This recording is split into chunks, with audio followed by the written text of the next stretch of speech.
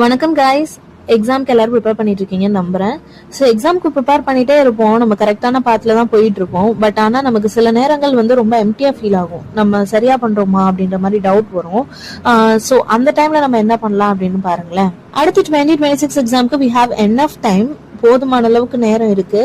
So இப்ப இருந்து இன்னையில இருந்து நம்ம ஸ்டார்ட் பண்ணா கூட நம்மளால வந்து கண்டிப்பா கண்டினியூ பண்ணி முடிக்க முடியும்.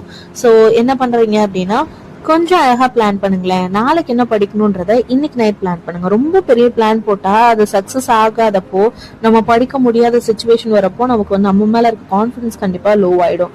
ஸோ என்ன பண்ணுங்க அப்படின்னா வந்து நாளைக்கு என்ன படிக்க போறீங்களோ அதை இன்னைக்கு பிளான் பண்ணுங்க. இன்னைக்கு நைட் வந்து நோட் எடுத்து நீங்க நாளைக்கு என்ன டு டூ லிஸ்ட் வந்து போட்டுட்டு படுங்க. நாளைக்கு அதை கம்ப்ளீட் பண்ணதுக்கு அப்புறம் உங்களை அறியாம உங்களுக்கு ஒரு கான்ஃபிடன்ஸ் வரும் கண்டிப்பா.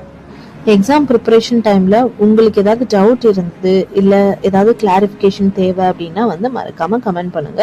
ஐ will make video for that. Kindly subscribe to our channel.